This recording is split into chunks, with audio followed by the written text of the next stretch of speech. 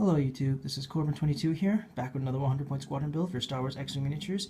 Before we start tonight's build, I just want to make it clear that I just want to make a little bit of an announcement.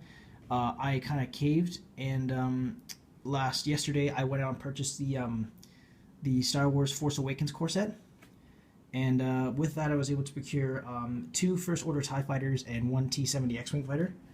I'm hoping that they'll release more in Wave. I've heard that they're going to release more of those ships in Wave 8. I'm hoping so because the T-70s and the First Order TIEs are looking pretty awesome as they are. That being said, the squadron I made today is a 3-ship squadron piloted by 2 B-wing consisting of 2 B-wing heavy assault fighters piloted by 2 B-wing squadron pilots, and we have an Incom T-70 X-wing fighter piloted by Blue Ace. That's the name of the pilot that's piloting the ship. Don't ask me why. That's just what Fantasy Flight decided to call them. Focus behind this build, being able to deal heavy damage at a long distance. Both of the B-wings are capable of attacking with their torpedoes. They also are able to take some extra hits to protect them from critical damage. And of course, the T-70 is able to do the same thing as well, but he has different upgrades that allow him to ensure that his torpedoes actually land. And he also has some that help him ignore obstacles for the turn he activates the effect. So that being said, let's look at the build itself. It's a simple build. The B-wings have 3 upgrades each, while the X-wing has 4. We'll start with the squadron leader of the build, and that is piloted by Blue Ace.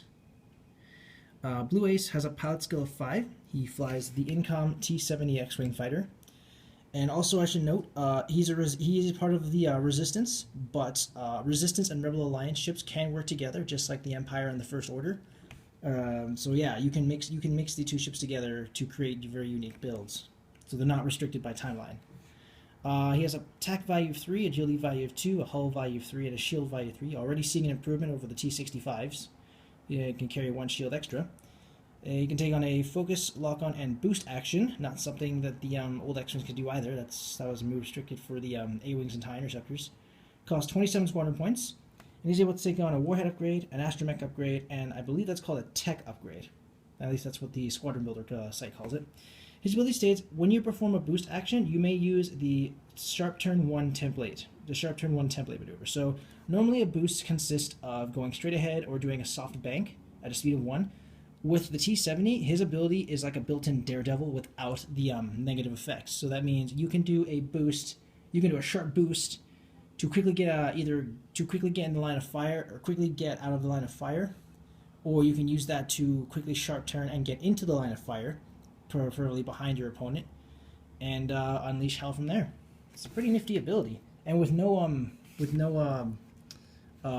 cost either. Like normally, if you were to use like Daredevil, you have to equip it to a card that has the boost action, and even then they get stressed. The Blue Ace doesn't get stressed or doesn't have to worry about damage when he does it. Now, for his first upgrade is a modification called Munitions Failsafe. Gone over this before. When you're attacking the secondary, you don't discard the secondary until the attack actually does land a hit. For his warhead, I've gone with standard Proton Torpedoes. They have an attack value 4, can be used at range 2 to 3, and they state, attack, spend your target log, and discard this card to perform this attack. You may change one of your focus results to a critical result. So torpedoes are good for getting at least 1 critical, provided you land on a focus result. Pretty standard stuff. His astromech is something that came with the core set, and that is R5X3.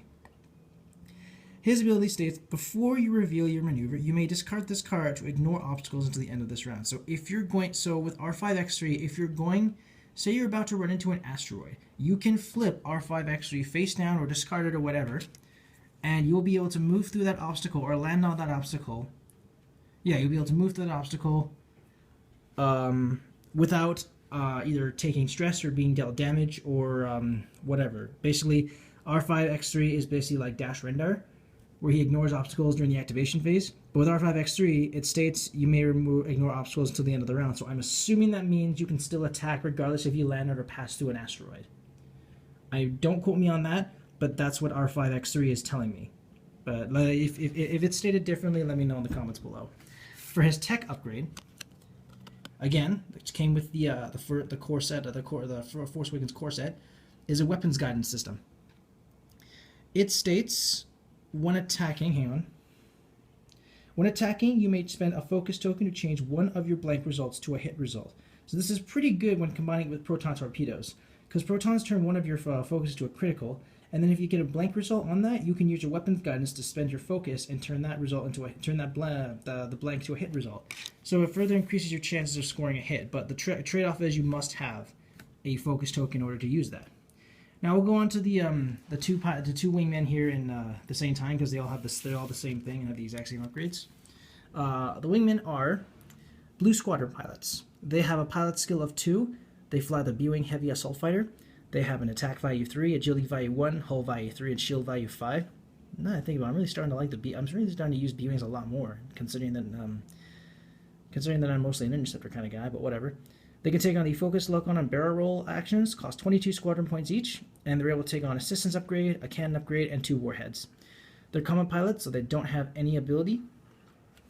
And for their modifications, I've gone with the shield upgrade, which increases their shield value by 1. So that means the B-wing now has a total hit point count of 9, 6 shield, and 3 hull, and that extra shield will help protect them from criticals, or from critical hits. So yeah, ensuring that they'll last longer to fight.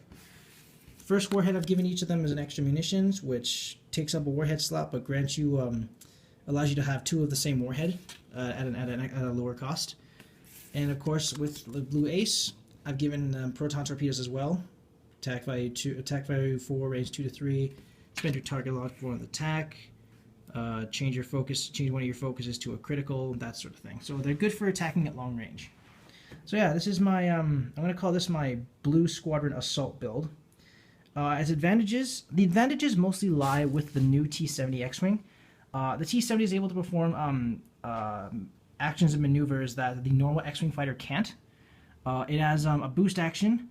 It also has 1 extra shield more than the T-65, so its survivability is slightly increased. R5X3 is good if you're going to run to an asteroid the following turn. You can spend that to ignore obstacles to the end of the round. Your weapons guidance is good when combined with torpedoes, which will help guarantee a hit. And of course, if it doesn't hit, you have munitions failsafe to keep your torpedoes. The B-wings, I mostly just buff them out with defense. Like, sure, they have torpedoes and extra munitions, which grants them 2 of each torpedo at half the cost. But of course, they also have a shield upgrade, which will help ensure their survivability. The weaknesses, despite the upgrades and other actions that the T-70 has, it's still a fragile ship. Like it only has 1 hit point higher than the Incom T-65. With that being said, it's got lots of other extra maneuvers that it can perform in order to maximize its combat efficiency. But those maneuvers are red maneuvers, and you have to be careful if you don't want to stretch yourself out. The upside being is that the Blue Ace has I think it has 1 more green maneuver than the X-Wing, so there's that. And of course, the B-Wing's major disadvantage is agility. They have 1 agility, so they're susceptibly vulnerable to ships without maneuver or a ship like Wedge Antilles. And also, while they have more green maneuvers than a Y-Wing, they have more red maneuvers as well, so they're more liable to get stressed. And that's really it. Anyway, this is my Blue Squadron Assault build. Let me know what you guys think in the comments below. Any sort of criticism is greatly appreciated. If you like, you may use this build for any competitive or casual play, or you can tweak it or revamp it to your own specifications. Thank you guys so much for watching. This is Corbin22 signing off.